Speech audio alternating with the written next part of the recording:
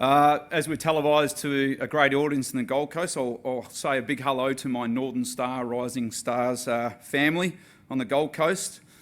This time last year, 12 months ago, we were $8 a share.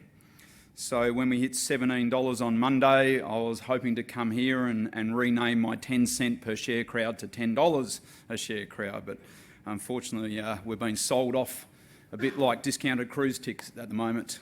It's a bit disappointing at the moment, the last couple of trading days. But still, currently trading about $14.50 a share. So that's about an 80% return in the last 12 months. So still not bad. I think we're a screaming buy in the 14s to anyone in this room and across on the Gold Coast. And hopefully this presentation will show you why.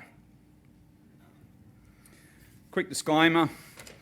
Look, what's really important, and you've heard a lot of exploration companies present in the last day and a half, what I'll say is ESG is so important. It is critical. It doesn't matter if you're exploring. You really have to have buy-in with your stakeholders.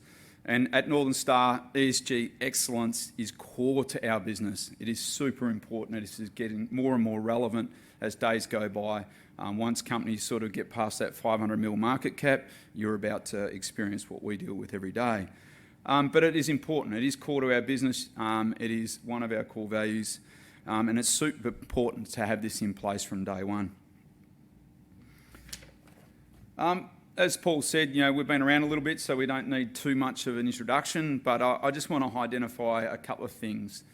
We manage a simplified business. We've got 4 large-scale Tier 1 assets in Tier 1 locations. And most importantly, we're on world-class geology. And the state of Western Australia, as you've seen with Chalice and De Grey and others, we have some great geology in this state that we can access and still do work on. Our group production this year is going to be around 940 to 1,060,000 ounces. And we've got one of the strongest organic growth outlooks over the next 3 years. We're going to grow our production by 40% to 1.25 million ounces, and our all-in sustaining costs are going to fall 10%. And that's not a big challenge. In the last 4 years, we just grew our production 78%. And one of the most important things too is we've got one of the lowest capital intensities for that growth, around about $198 million guided for this year, and 50% share of that is in KCGM. We delivered record free cash flow last year. It's fair to say we'll smash that this year, but still $423 million. And we've got significant mine lives. We've been spending a lot, and I was doing some figures last night. I think in the last 6 years, we would have spent over $500 million in exploration into the state of Western Australia and a little bit over in Alaska. But that's delivered significant mine lives and underpinned, a consistent reserve and resource growth, which is very, very important in the resource sector. Through value accretive organic and inorganic growth, Northern Star has been able to significantly grow our resources and reserve life, very importantly, on a per share basis for our shareholders. And this is one of our core disciplines in our business. We grew our resources 67% to nearly 32 million ounces last financial year, which was a 179% increase in resources per share over the last 5 years, which is extraordinary. Our group reserves grew 102% to 10.8 million ounces, which is a 348% increase in reserves per share over the past 5 years. And these fantastic numbers really do underpin our long mine lives, which is not easy considering that 75% of our revenue comes from underground-only operations.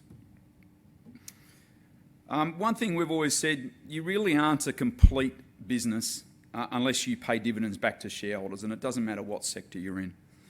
Our dividends are increasing. We've been consistently increasing our returns to shareholders since we started our inaugural dividend nearly 8-9 years ago.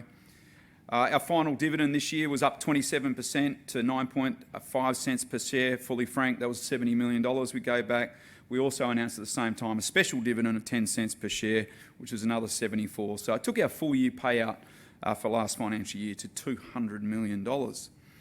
Our dividend policy is very simple to calculate. It's 6% of our revenue, and we pay it mid-year and end of financial year. So it's fair to say with our rising production, rising gold price, we've substantially dropped our hedge book. I think after this quarter, we're down to 10% average over our next 3 years. Our Saracen partners are doing exactly the same. we're delivering into a very high gold price, so it's fair to say our cash flow and dividends are going to increase for our shareholders. And as I said, our partners announced a maiden dividend the other day with our deal, but they're coming in the fold, obviously coming to the dividend-paying Northern Star, so Saracen shareholders get to benefit that greatly on our merged basis. So the merger of Northern Star and Saracen has to be the most logical and unique transaction in the global gold industry, and probably for the past decade. MergeCo creates a new high-quality, large-cap alternate in the Australian market. We're the only large cap with 100% of our production in Tier 1 jurisdictions. This entirely changes the gold landscape in Australia. We are now another local major to choose from than the big liquid name that people know in Oz. And it's fair to say up until 2 days ago, we were outperforming that bigger entity by over 22% since our announcement, and outperforming Evolution by over 10%. Has crept back a little bit against the big guy in the last 2 days, but a very good opportunity for investors to see that arbitrage and that trade. We are, with this deal, creating an unbelievable platform for growth and superior returns. With Saracen, they are one of the only other gold stocks of that scale growing their production moving forward. It's been not a running joke, but a running theme for a number of years in the gold industry globally. Flat is the new growth. What is beautiful about putting these two entities together is our production is growing 30% over the next 3 or 4 years, which is exceptional. Again, with one of the lowest capital intensities to deliver that. And I'll talk about that a little bit more. So we're targeting production of north of 2 million ounces from just 3 Tier 1 production centres by FY27. Currently, we're a sector-leading global gold miner. We're producing over 1.6 million ounces with a clear pathway to 2 million ounces. And we're positioned well for the market-leading growth across these 2 Tier 1 jurisdictions of Australia and Alaska. And I think we're all thanking God that we live in places like Australia at the moment, in particular Western Australia, because the bulk of our production is coming out of WA, and we've done a very good job with the current issues at hand. The combined entity has reserves in excess of 19 million ounces, resources in excess of 49 million ounces. Combined market cap's crept up since this deal, but is around about $17 billion. And we have a dominant gold inventory and processing infrastructure in the Western Australia goldfields. Really, from Kalgoorlie to north of Wiluna, we have infrastructure that can soak up all our gold resources, which is extraordinary. So there's a lot of work to do on that and map it out and optimise it, but we're super excited about our infrastructure and our deposits. And we have a rapidly expanding North American operation. Obviously, we've got a great complementary skill set with our underground DNA in Northern Star, Saracen's DNA in open pit, and our really intensive and experienced and well-credentialed geology team. Geology is always our number one gateway in Northern Star and Saracen, so putting 2 teams of this calibre together is super exciting, and the integration is rapidly happening as we speak. Rally's already set up an office next to me and put his name on the door, so it's really good to see that the engagement and buy-in from the whole Saracen team merging in is exceptional. So we've got our first drinks on Friday in the office, so we're looking forward to that as well. What we are creating is basically 3 centres, and this really simplifies both businesses, and the reason why this is such a logical transaction. We're going from 4 centres, we're going down to 3 centres. So Kalgoorlie will be consolidated into 1, and we're targeting 1.1 million ounces, and we're retaining the name of KCGM. It's very, very important to the town of Kalgoorlie, and it's something I was adamant on from day one that we retain that name, so it'll all be under the KCGM banner. Yandal Operations brings our Jundee, our Bronzewing operation and our Thunderbox project from Saracen in there. That'll target in excess of 600,000 ounces per annum, and there's a lot of upside in that in due course. So I don't have too much time to talk about it, but it's super exciting what we're seeing on a geology front in that belt. And our North American operation, Pogo, targeting in excess of 300,000 ounces, and it's fair to say it's flying along. We're not dealing with COVID here. I've got 3 COVID cases right now on site. We're up to about 50 or 60 now. It's just part and parcel of doing work over in America, but we manage it extremely well. It does hurt us a bit on productivity, We've tabled that before. We're probably down about 20% on where we would like, but last quarter we're at top end of guidance, make great free cash flow, and this quarter we're going even better. Importantly, as I said, this merger creates 3 large-scale production centres where we have one management team on each centre with a set of infrastructure and a vast mineral inventory to basically optimise and bring into those infrastructure plays. Our Kalgoorlie, and it really does simplify the way we do this business. It is much easier. We've already defined our management team combined. We're going to have a COO of the North, CEO of the South. All those duties and those reporting lines have already been established, and we're rolling all that out now. It's had great acceptance amongst both teams.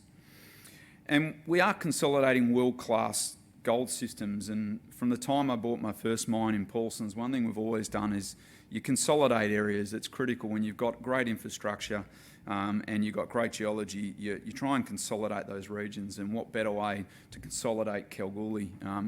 When you look at a centre that's going to generate over 1 million ounces per annum, the only other global gold centre that is doing that is the Nevada JV with Barrick and Newmont, which is sitting around 3.5 million ounces. We are the next biggest gold centre of scale, and we're located in Kalgoorlie. I couldn't be any better place in the world than that. So our Kalgoorlie ops, the key here is at the moment we're just looking at the milling and resource optimisation of that. We've got basically nearly 19 million tonnes of installed capacity. There's a lot of optionality there. We've basically got, we've got one really sulphide processing plant in Cananabel. We've got a large set of kit, 13 million tonne per annum capacity at KCGM that can do free milling and sulphides as well. And we've got the very efficient and effective Carosue Dam plant. So for us, there's a lot of optionality. You look at Mount Charlotte, that is a free milling ore body going through KCGM at 83% recovery. It should be mid-90s going through a different circuit. So you imagine all the opportunities that we can do with our resource base in Kalgoorlie. And we haven't looked at the open pit potential of Kalgoorlie from a Northern Star perspective. That's one thing through due diligence that Saracen really brought to our attention was, predominantly us being underground operators, we've always looked at our underground feed, but we've inherited a lot of open pit material in Kalgoorlie that really hasn't seen the light of day. Our South Kal operations, our Northern Kal operations, and we're even investigating potentially a cutback on Cananabel at the moment in the pit there. So there is a lot of open pit potential that is going to feed this infrastructure on our tenements for years and years to come. And Saracen have really brought that to our attention through the due diligence and obviously the merger. So we're very excited about how that looks. Even from an underground perspective, on KCGM, our Mount Charlotte there is, I've called it the lost child or the forgotten child in that system. It is now producing a lot of ounces. We've increased productivity there by 50% in about 3 months. Workforce is engaged. We're ordering new trucks, loaders and drills. They're operating stuff that's over 10, 12 years old, very inefficient. So Mount Charlotte is a fantastic ore body that just hasn't had the attention or time or understanding or patience with. So we're already rehabbing the decline down to the 32 level, and that ore body does continue at depth. So we see it, it's all in the drilling, there's plenty of results there, and that rehab will be finished early in the new year, and it'll give us a really good platform to further drill Mount Charlotte out. And the Fimiston pit, our reserve upgrade we did in August, we got basically about 8 million ounces in the low-grade stockpiles in the pit, even more, 8.5, 9. That is going to be a large-scale open pit for many, many years to come. We just got a major environmental approval that we announced pre-diggers to take Fimiston South out, which is a great win for the operation and probably 2 years ahead of schedule of what we were expecting initially. So it's been a great response for the development of sensible development of jobs and opportunities for the state of Western Australia, and we can't thank the EPA and regulators and the state government more kindly for that. And we haven't even looked at Fimiston underground yet. It will be a large-scale underground in due course, but we don't need it for a long time. We've got so much inventory on the whole Kalgoorlie tenement base, so we will definitely look at it and get to it. We have got some money in the budget to start putting in some platforms to give some drill locations, but it's fair to say there will be a large-scale underground there. So we're very excited about it, applying our skill set to a blank canvas. Onto Yandal. Our bronze-wing operation there really is looking really, really good. So we're very shortly going to be grade control drilling that out as we speak. So we're dewatering the pit now. We'll be in there drilling in the next 6 to 8 weeks. We're excited to how that's going to come up and potentially grow that reserve on that thing. In the meantime, we've been drilling out our Core Boys prospect there, and that's turning into a discovery, and that's shaping up really, really well, and we've got about 20 kilometres of strike of that terrain, so we're very excited about what the geos are finding on that Echo sort of Bronzewing acquisition. And we haven't even really looked at Lotus and Mount McClure mine that were historical. Mount McClure produced about 500,000 ounces at 7.5 grams from underground. Our current CEO, Stewie, shut it down, and when the lawyers come in late 2004, there's a huge opportunity, and Lotus looks like connecting back to Aurelia. So we're very excited about that. And when we look at our Yandal operations, we've got Bronzewing in the middle, we've got Jundee to the north, and Thunderbox to the south. It was a critical thing, again, through this merger. It was very, very evident putting Yandal together and having milling infrastructure at the top, milling infrastructure at the bottom. And it's fair to say that it's probably heading towards a big expansion at Jundee and a big expansion at Thunderbox at the south. And basically, we can capture everything in between with those two processing circuits. So we're already basically putting haul road licences in as we speak. And over to Pogo, our North American operation. And when we did the deal, there were some questions for one or two sort of people as where does North America sit? It is critical to our portfolio. It is a sensational asset over there. Where else do you get, a 6.7 million ounce, 10 gram resource ore body? It's extraordinary on a very small footprint. You'd die to have that in a tier 1 location, and we picked it up very cheaply. But it is a beachhead for us, and we saw that, and Saracen were very keen for that, and it was part of the reason the merger is having that beachhead over there. It gives us opportunities in years to come to expand our footprint when we are ready in North America, because we do have a great skill set that we are developing over there, and we can further expand that in due course. Current reserves there sit about 1.5 million ounces at about 8 grams. It's fair to say we're mining better than that. I think last quarter we were up 9 or 9.5, and we're probably tracking over 10 this quarter. So it is an ore body that gives you more gold than you think that's there. The drilling is going fantastic. We did get hit really hard last financial with drilling. We only got 62% of our drilling done in the budget, because we basically went from 8 rigs to 2 to 3. We've now got 8 back, 9's about to start, and 10's coming up from lower 48 as we speak. So we'll expect those reserves to grow. And when you do due diligence on these things, you do have to map out a bit more of a mine plan than what current reserves are. So I'm very excited about the next 18 months in the growth of the reserve at Pogo. I think that'll surprise people. We are increasing our capacity at Pogo. Our mill is expanding from 1 to 1.3. We're about 70% complete from that. Very important that you build these things in the summer. So we've built all the sheds and all that as we speak. And it does get cold. We had a negative 35 there a couple of days ago. So things like that, when they happen, they snap cold. You basically everything freezes, and pipelines and things like that. So you understand, get these things built, and then you start infilling over the winter. So that's tracking. That'll all be up and running and ready by mid next year. So we're all on track and on plan for that. But what really did attract us to Pogo is building this back up to a 300,000 ounce a year operation. And to put it in perspective, this thing at 300,000 ounces a year at your $1,900, $1,950 US gold price, on its total cost base, after all costs, physical checks written, in 18, 24 months' time, this will spit out about 450 million Aussie free cash flow. And to put that in perspective, that's a 9-month payback on our acquisition. So that is a fantastic ore body in operation, and we're really tracking well on there. It's impressive to see, even with all the challenges that we've faced since the start of the year with COVID. I think we're up to 20% of our workforce have physically had it, and everyone in the community don't care anymore. So there is no social distancing or masks or anything like that. So you've got to try and keep it from the mine gate, which we're doing a very good job, and the team are doing a fantastic job, and we're still knocking out great gold, and we're making very good free cash flow at Pogo. So with that, thank you for listening to my story, and once again, thanks to the Gold Coast audience. Hopefully I can see you next year and call you my $10 a share crowd. Thank you. Don't go anywhere. You're not off the hook yet. 2 quick questions. A gentleman who identifies as a Saracen shareholder has asked what's in it for him, in simple terms. Well, look, you put the two together and we've created an unbelievable set of assets and infrastructure together. Obviously, you can see by the market reaction when you outperformed Newcrest by 22% 2 days ago, you can see that the market and people understand it. Look, it is fantastic. It simplifies both businesses. There's less moving parts when you go from 4 centres down to 3, and you've got that critical scale of size and mass.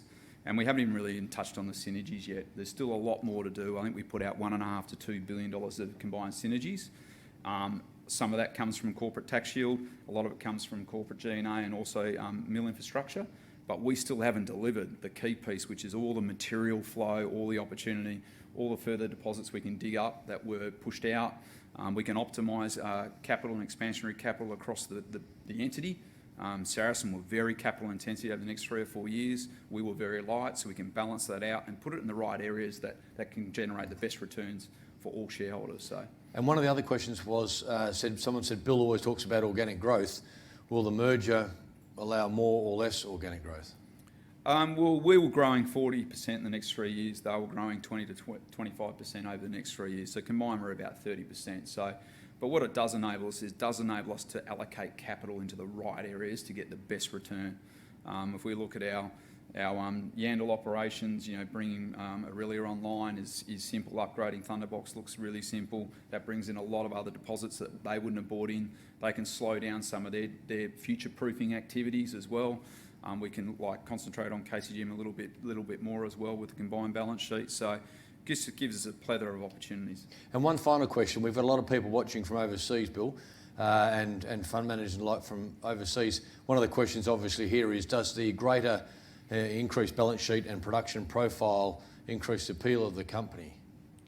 Oh, look, it was 0.5 out of our rationale for the deal is size and scale. You shouldn't do anything for getting bigger. But the combination of the skill sets, the asset, it's compelling. And we're located in Tier 1 location. Our all-in cost last quarter, just Northern Star's all-in cost was lower than Newcrest, let alone Saracen. On a combined entity, we are going to be one of the lowest cost producers. So that's exciting, which generates a lot of free cash flow and a lot of opportunities and dividends back to shareholders. So it does help being a bit bigger, but we definitely now have to be, when this deal goes through, probably the #1 gold choice globally to invest in. And we're all in Tier 1 locations. So we're not in Africa. Rising production, rising inventory, falling costs. Yep. Thanks very much, Bill. Thank you.